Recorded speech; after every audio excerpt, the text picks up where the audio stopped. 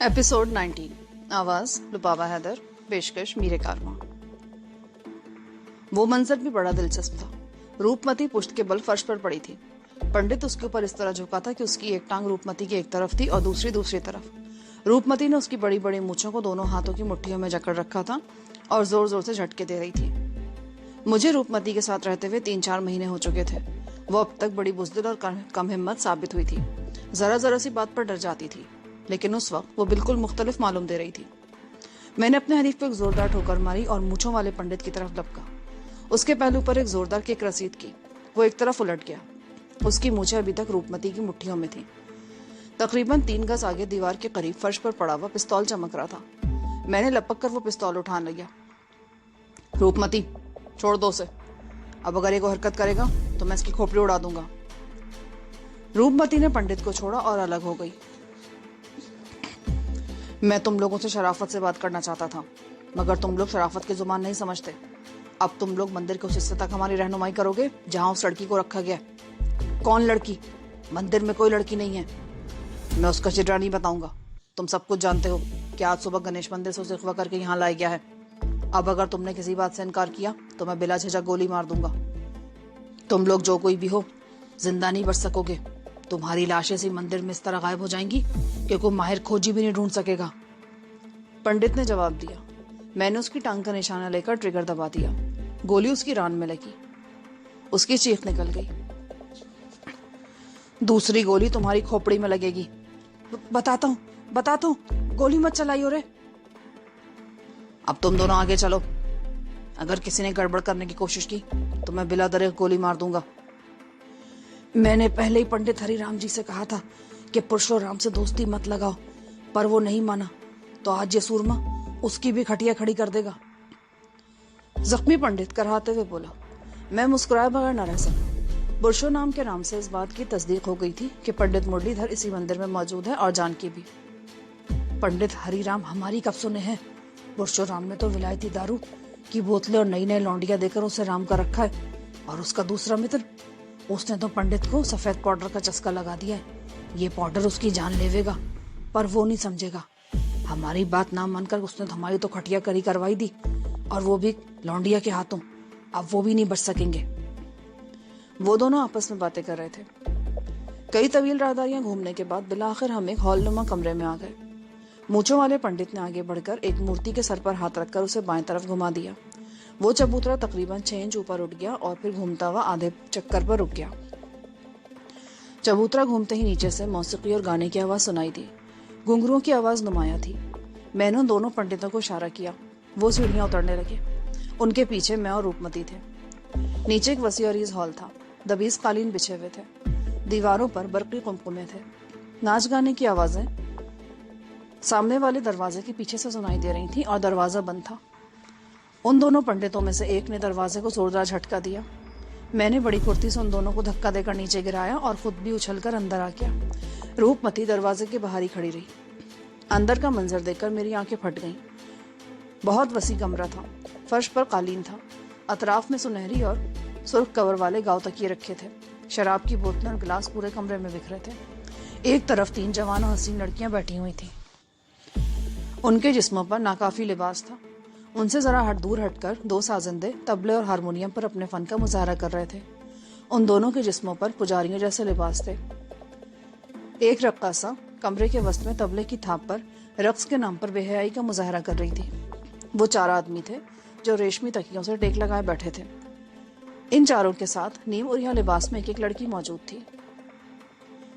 उस कमरे के पिछली तरफ 2 कुशादा खिड़कियां थी, जिनके दूसरी तरफ अंधेरा था। बाएं तरफ एक दरवाजा भी था जो भिड़ा हुआ था, और उस दरवाजे के करीब एक छोटी सी मेज पर शराब की बोतलें और फॉइल की एक छोटी सी ट्रे, प्लास्टिक की 2-3 नलकियां और ट्रांसपेरेंट प्लास्टिक की एक थैली रखी थी जिसमें सफेद रंग का पाउडर नजर आ रहा था। मुझे जानकी कमरे में कहीं नजर नहीं आई थी।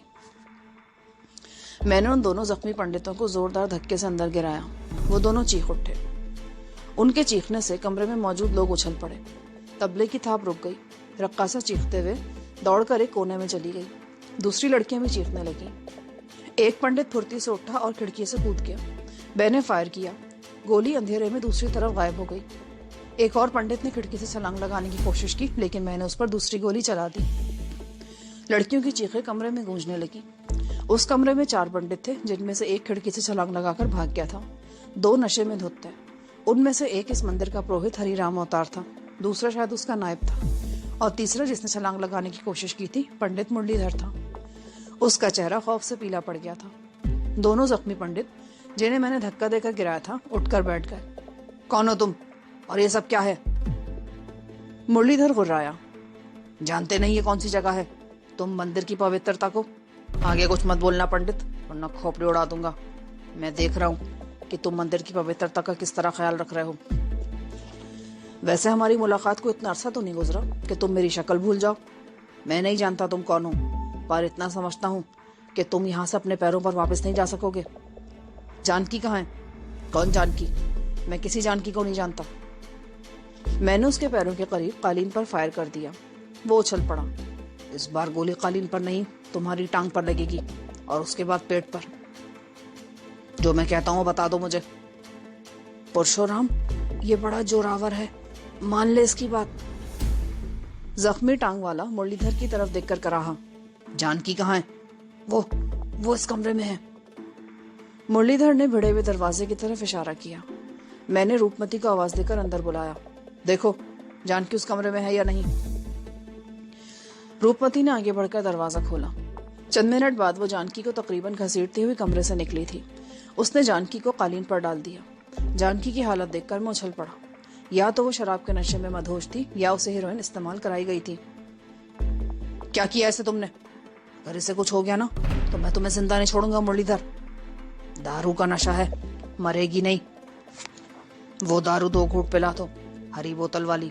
2 मिनट में नशा उतर जाएगा और होश में आ जाएगी। मुरलीधर ने मेज पर रखी एक बोतल की तरफ इशारा किया। इसे होश में लाओ रूपमती। वो पंडित जो इस खिड़की से फरार हुआ है, वो कौन था? मैंने मुरलीधर से पूछा। तुम बरसों से उसका पीछा कर रहे हो, लेकिन उसे पकड़ने का तुम्हारा सपना कभी पूरा नहीं होगा। उसकी बात पर मैं चौंके बगैर न रह सका। इसका मतलब था कि वो दारा था। उसने पंडितों का भेष बदल रखा था और मैं उसे वाकई नहीं पहचान सका था। रूपमती ने मेज पर से हरे रंग की बोतल उठा ली। उसी वक्त एक लड़की आगे आ गई। ये बोतल मुझे दे दे राजकुमारी, मैं उसे होश में लाती हूँ। रूपमती के मुंह से गहरा सांस निकल गया। उस लड़की ने उसे पहचान लिया था। लड़की ने जानकी का मुंह खोलकर बोतल में से दारू के 2-3 घूंट उसके हलक में उंडेल दिए। उसी दौरान एक और लड़की आगे बढ़ाई और रूपमती के कदमों में सर रखकर गिड़गिड़ाने लगी। हमें क्षमा कर दे राजकुमारी जी, हम बिल्कुल निर्दोष हैं। हमें पंडित परशुराम धोखे से यहाँ लाया था। उसने कहा था कि पूजा। रूपमती ने ठोकर मारकर उसे पीछे हटा दिया। तुम लोग तो हर रात ऐसी पूजा के लिए परशुराम जैसे लोगों के साथ जाती हो। आराम से वहां बैठो, मैंने तुम्हें पहचान लिया है। होटल और गेस्ट हाउसेस में भी तुम पूजा के लिए ही जाती हो ना? मैं जानकी की तरफ देख रहा था। वो दारू वाकई तरियाक साबित हुआ था। 2 मिनट से भी कम वक्फे में उसने आंखें खोल दी। मैंने कालीन पर पड़ा हुआ जग उठाकर जानकी पर उलट दिया। वो सर झटकती हुई उठ बैठी और फिर आहिस्ता आहिस्ता उसके आवाज बहाल होने लगे। तुम यहाँ कैसे आ गए?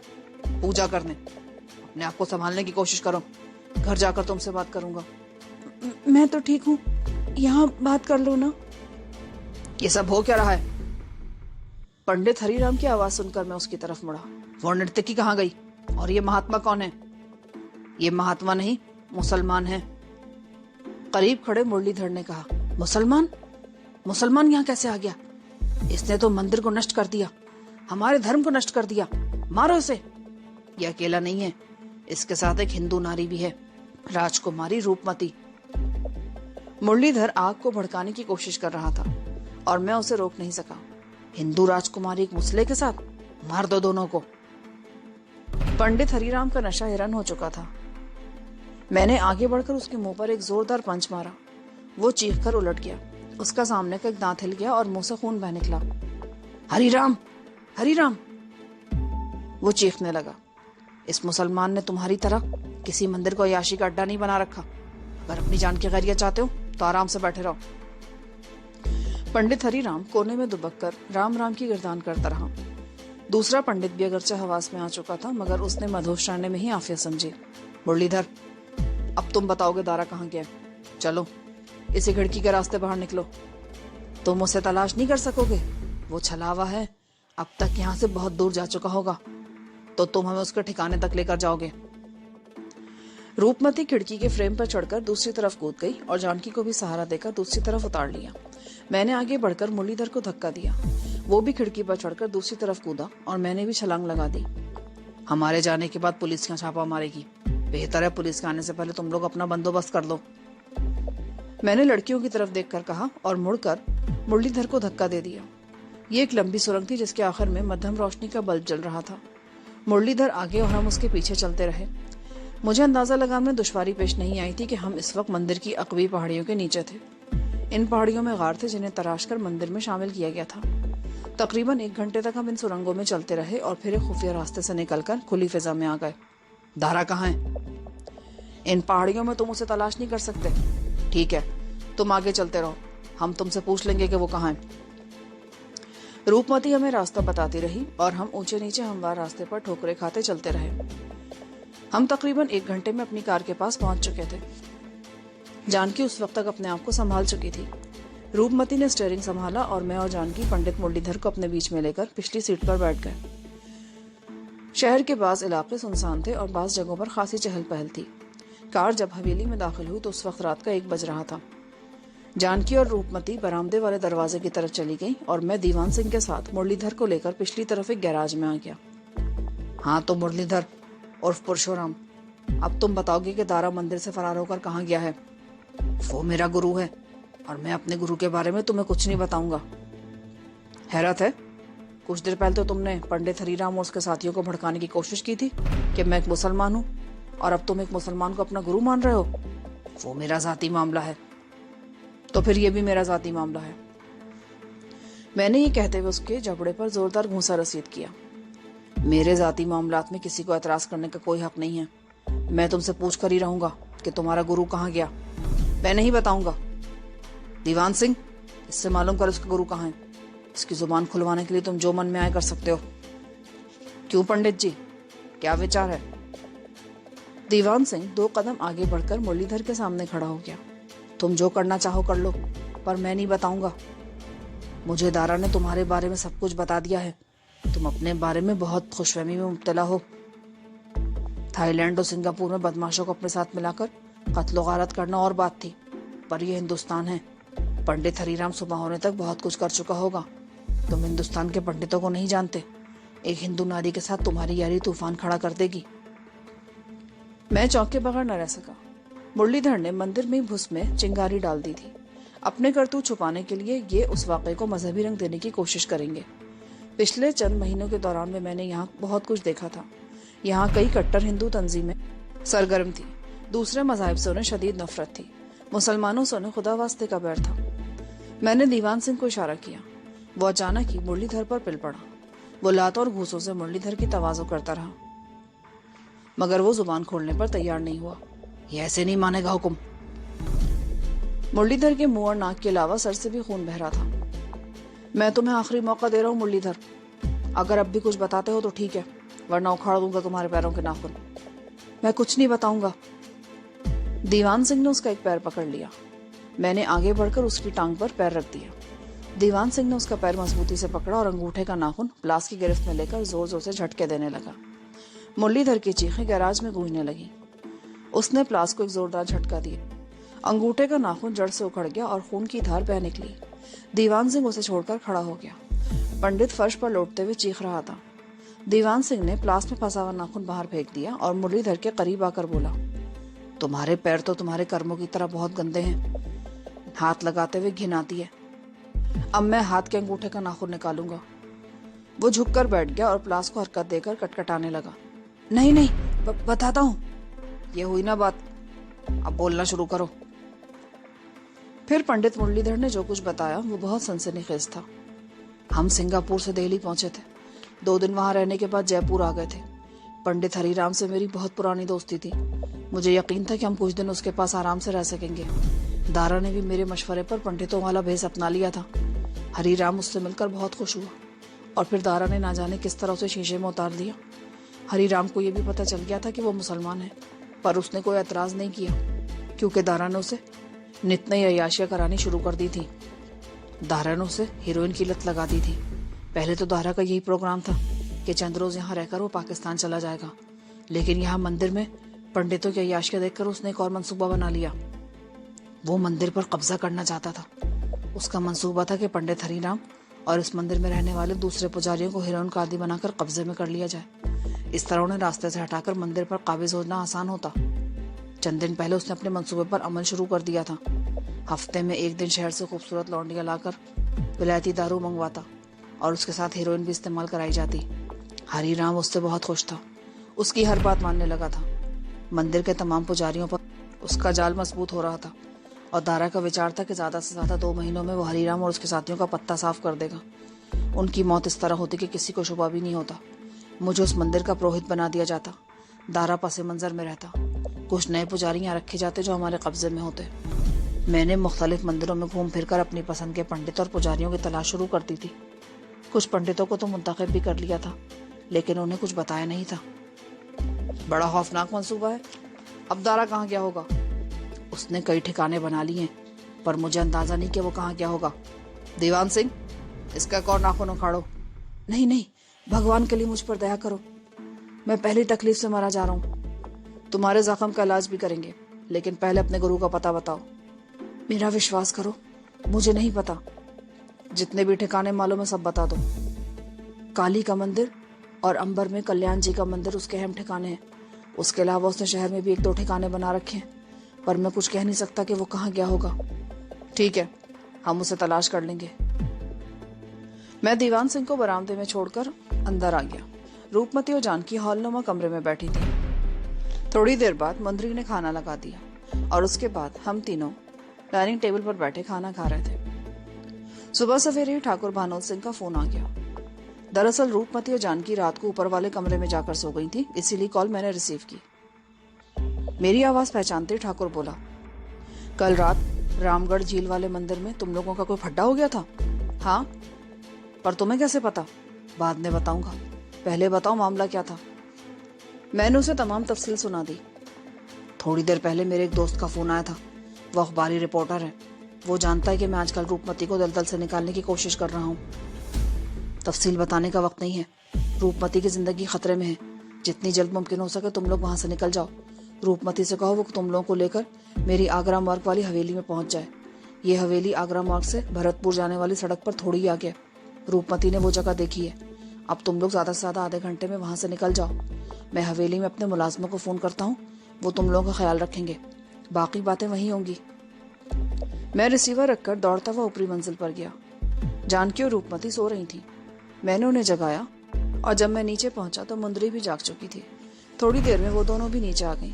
रूपमती उस वक्त खासी बदहवास हो रही थी। रूपमती ने एक पोटली भी उठा रखी थी जिसमें अपने और जानकी के चंद जोड़े उसने बांध लिए थे। हमने मुंदरी को भी साथ लिया। मुरलीधर को भी उठाकर पजारों में डाल दिया गया। उसका पैर फूलकर कुप्पा हो रहा था।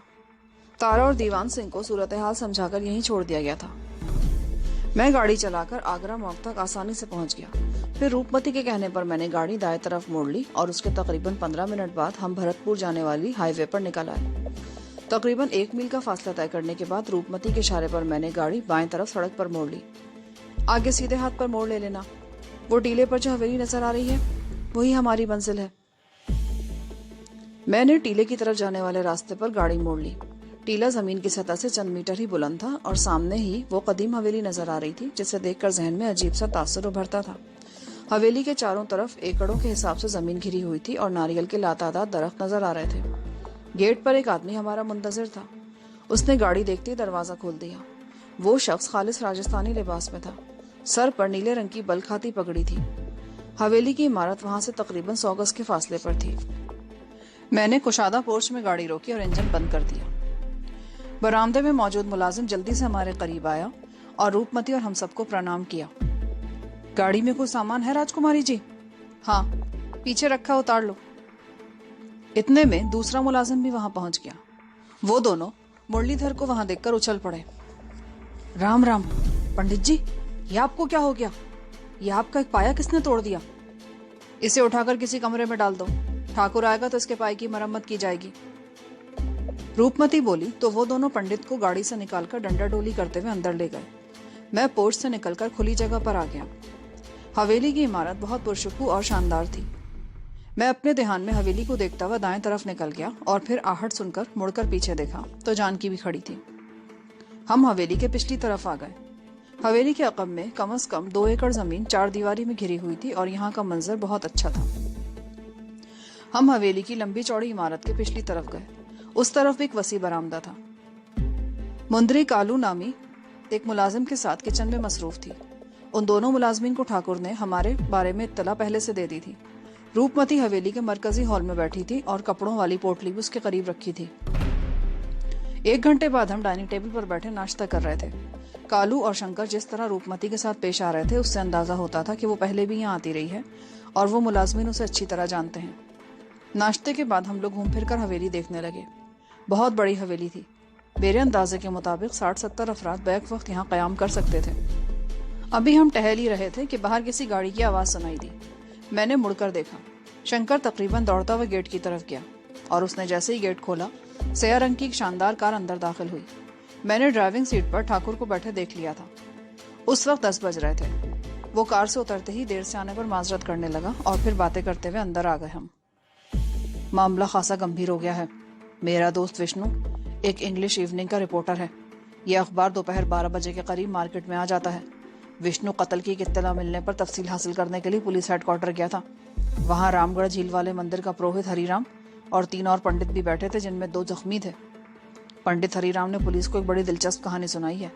उसके कहने के मुताबिक राजकुमारी रूपमती एक मुसलमान मर्द के साथ मंदिर के एक अंदरूनी हिस्से में रंगरलियां मना रही थी। एक पुजारी ने उन्हें देख लिया और हरिराम को इत्तला कर दी।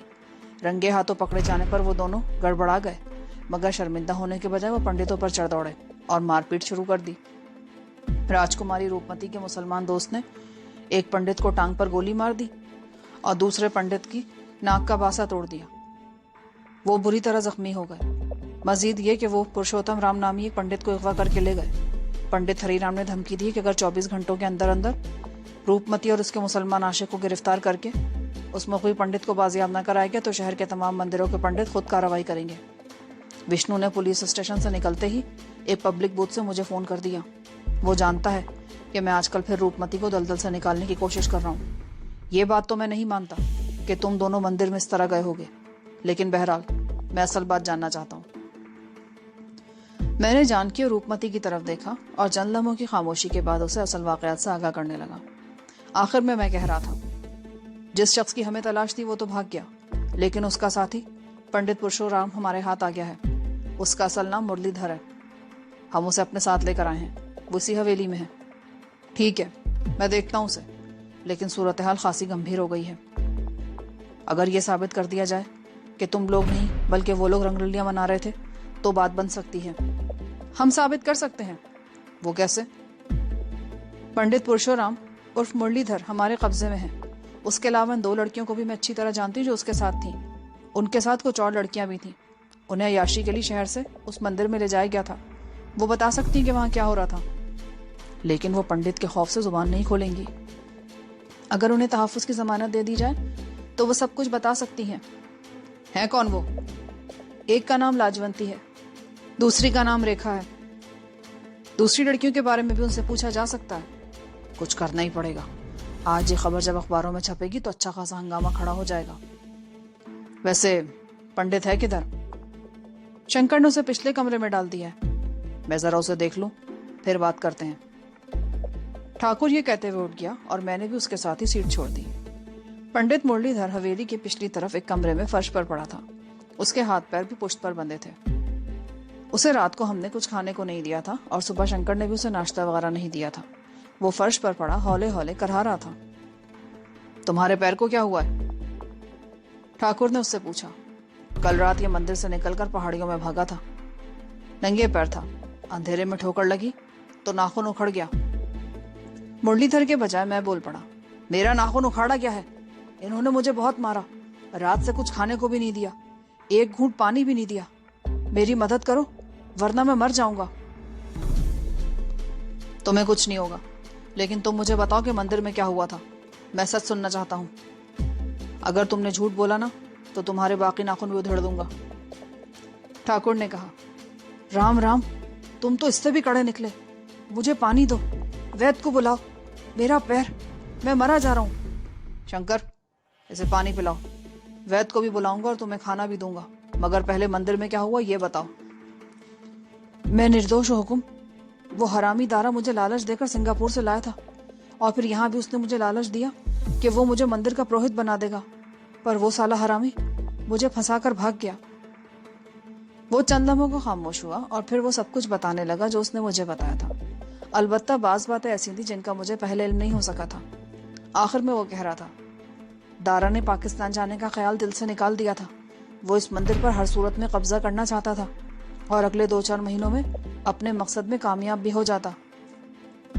इसी दौरान में शंकर पानी लेके आ गया था। क्या तुम ये सब कुछ पुलिस के सामने कह सकते हो? वो मुझे मार डालेगा। हरीराम मुझे जिंदा नहीं छोड़ेगा। हरीराम पुलिस की तहवील में है। उसने जो बयान दिया वो तुमसे बहुत मुख्तलिफ है। क्या? हरीराम को पुलिस ने पकड़ लिया? उसने कहा है कि तुम और दारा आवारा औरतों को लेकर मंदिर में आए थे और उनके साथ रंगरलियां मना रहे थे।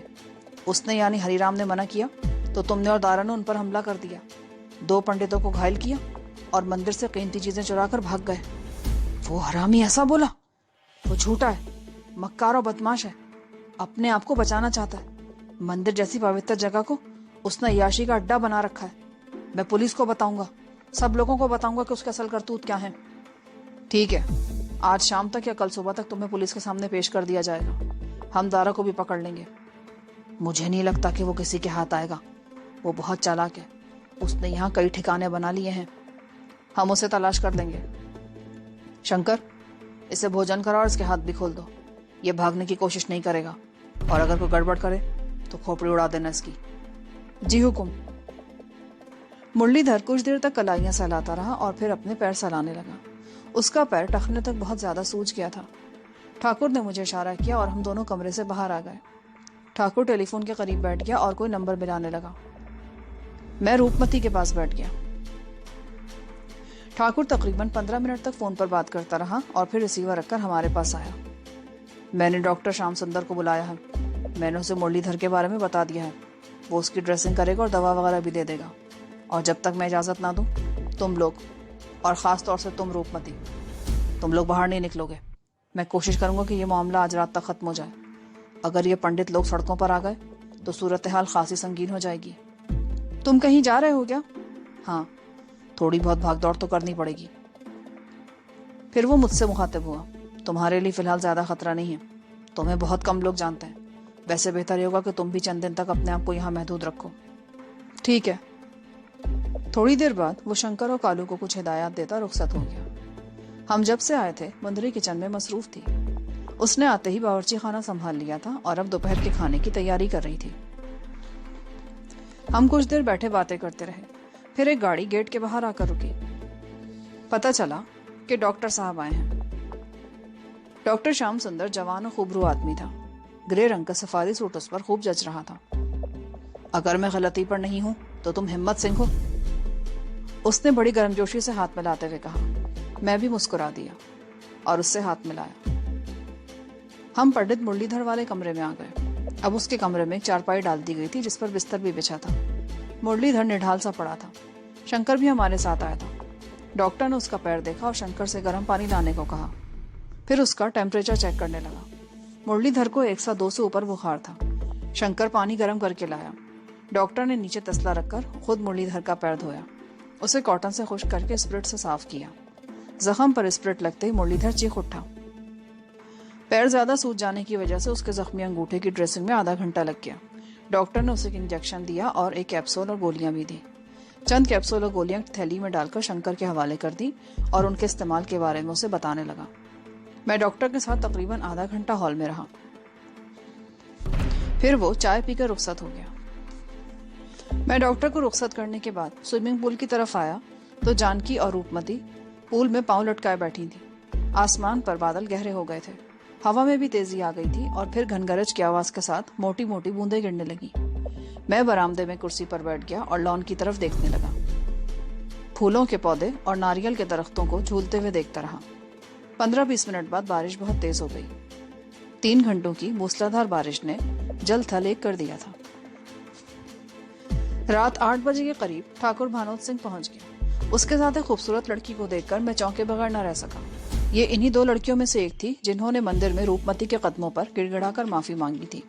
बाद में मालूम हुआ कि उसका नाम लाजवंती है। हमारा सामना करते हुए उसके चेहरे पर किसी किस्म की निदामत या शर्मिंदगी के तासुरात नहीं थे। रात 10 बजे हमने पुलिस हेडक्वार्टर में एक हंगामी प्रेस कॉन्फ्रेंस का एहतमाम किया है। आज दोपहर के अखबारात में पुलिस में दर्ज कराई जाने वाली रिपोर्ट की तफसील और पंडित हरिराम का बयान शाया हुआ है। उस बयान का असर जाहिर करने के लिए हमारे लिए भी यह कदम उठाना जरूरी हो गया था। उसने पतलून की जेब से तय किया हुआ एक अंग्रेजी अखबार निकालकर मेरी तरफ बढ़ा दिया। मैंने अखबार खोलकर देखा। वो खबर पहले सफे पर हेडलाइन के साथ छपी थी। पंडित हरिराम और उन 2 पंडितों की तस्वीरें भी थीं जो मंदिर में हमारे हाथों पिटे थे। इसके साथ ही एपिसोड 19 का अख्तिताम होता है। आगे कहानी सुनने के लिए एपिसोड 20 समाप्त फरमाएं।